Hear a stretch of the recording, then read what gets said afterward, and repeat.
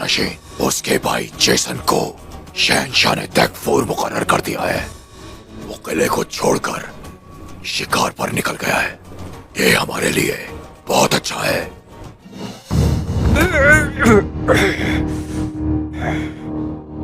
तुमने वादा किया था तुमने कि तुम अपने वादे की पासदारी करोगे।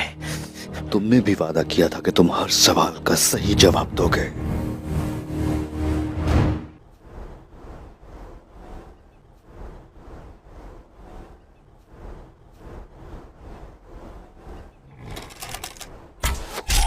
मार दिया। देखा तुमने कितना अच्छा शिकार करता हूं मैं। आज रात दावत होगी।